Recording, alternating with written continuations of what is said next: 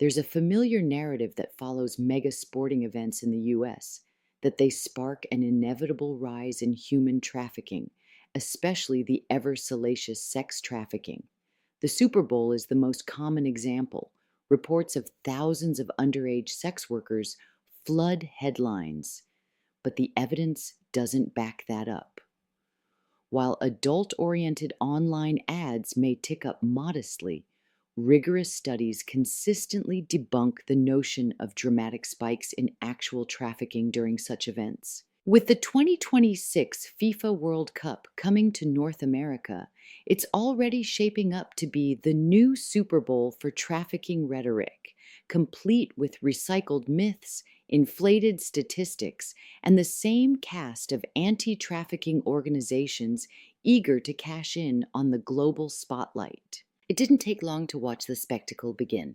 An example of fear-based fundraising with a specific effort of amplifying trafficking panic from one of our allies flagged a project that shows exactly how inflated rhetoric can be weaponized for fundraising while offering little clarity on actual services. Our Legacy House. The organization presents itself as a mission-driven effort, building safe, trauma-sensitive facilities for child survivors of commercial sexual exploitation and trafficking, and invites contributions through corporate sponsorships, charitable events, and fundraisers like the Stride for Survivors Walk or Legacy Gala. Now, with Atlanta set to host FIFA World Cup matches in 2026, our Legacy House has latched onto the tournament as the latest stage for trafficking panic, pushing the long debunked claim that major sporting events trigger dramatic spikes in trafficking. Their public messaging not only recycles the same false narratives that have fueled past Super Bowl moral panics, but also fails to acknowledge the well-documented evidence that no such surges occur. Beneath the emotional appeals, the gaps in their program are glaring. The website solicits donations without explaining how funds will be allocated because the facility doesn't even exist yet. Without a physical space, there's no way to evaluate its capacity, safety, or effectiveness, let alone prove it can deliver meaningful services to survivors.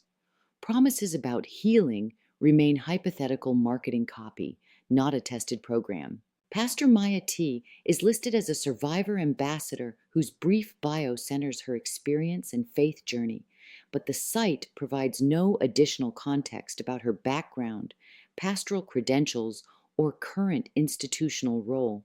Emotional survivor testimonies, while compelling, are not a substitute for impact reports, outcome transparency, or service verification.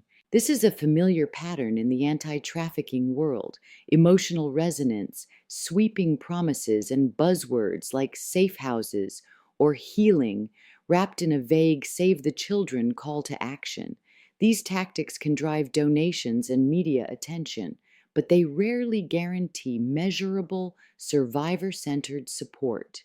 And in the case of the FIFA World Cup, they risk funneling resources toward fear-based publicity stunts instead of the evidence-based, survivor-led interventions that could actually reduce exploitation. Why does this rhetoric persist? Rescue narratives and spectacle campaigns often amplify emotion-driven rescue fantasies, casting sex workers, especially survivors and racialized women, as helpless victims needing saving rather than acknowledging their autonomy or addressing structural marginalization. Resource and moral theater is a compelling political and PR incentive to signal action, more talk of trafficking, more visibility, funding, and policing during high-profile events. Distorted media amplification resulted in one study finding that 76% of U.S. print media stories about the Super Bowl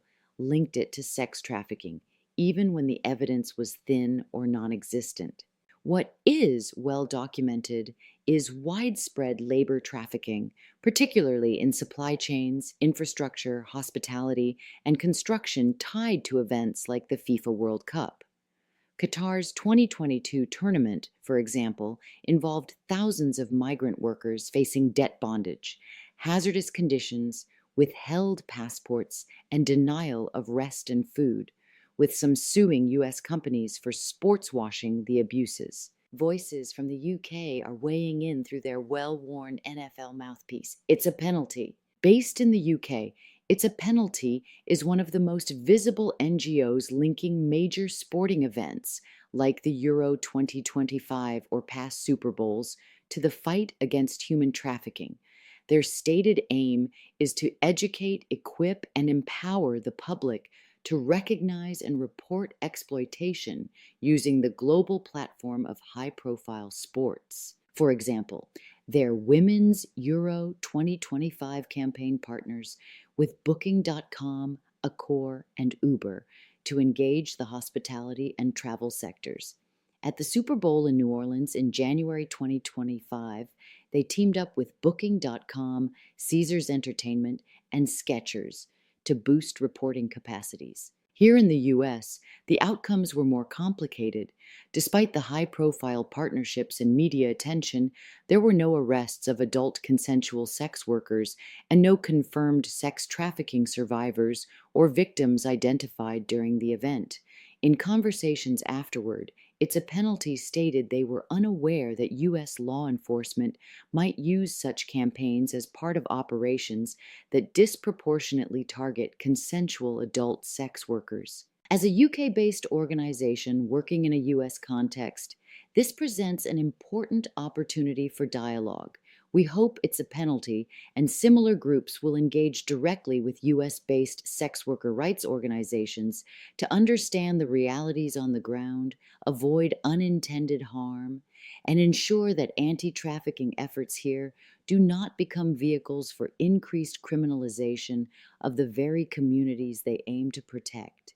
These campaigns cost us more than money. When corporate-backed awareness campaigns dominate the stage, they don't just consume media oxygen, they divert funding, political will, and public attention away from proven survivor-led solutions. Every billboard, celebrity endorsement, and hotel training session built around an unproven event-related trafficking surge is a dollar not spent on direct services for survivors and sex workers, housing, legal aid, healthcare, harm reduction supplies, labor trafficking investigations in industries where exploitation is rampant, decriminalization advocacy, the most effective way to reduce exploitation while protecting consensual sex workers, community-led prevention, survivor and sex worker-led outreach tackling root causes like poverty, housing insecurity, and criminal records. Worse, these campaigns reinforce the idea that trafficking is solved through policing, not justice.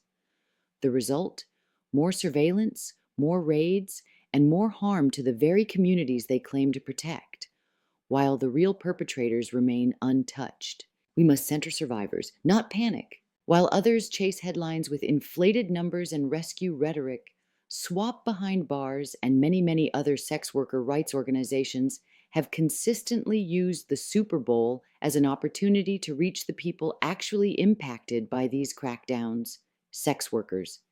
Instead of ramping up surveillance, we've mobilized volunteers to distribute harm reduction supplies, legal rights information, and contact cards for post-arrest support to sex workers in host cities.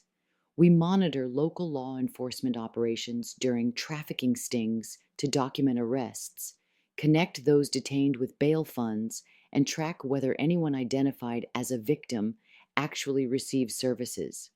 Our focus is on real outcomes, keeping sex workers safer, preventing unnecessary criminalization, and ensuring that public resources aren't wasted on moral theater while labor trafficking and other forms of exploitation go unaddressed. Facts matter. These initiatives are not just about flawed messaging. They actively distract from survivor-led, evidence-based work that decriminalizes and empowers sex workers. Funds funneled into nebulous projects dilute efforts that prioritize the lived experiences, autonomy, and self-determination of sex worker survivors. The truth is simple. Moral panic doesn't protect people. It protects the narrative. Mega event trafficking campaigns may look good on press releases and celebrity Instagram feeds, but they siphon resources from strategies that actually work. If we want to address exploitation in all its forms, we must abandon the spectacle, stop chasing ghosts at high-profile games, and invest instead in survivor-led, evidence-based approaches that address the structural realities of trafficking. Until then, the only real winners at these events will be the brands and politicians cashing in on fear.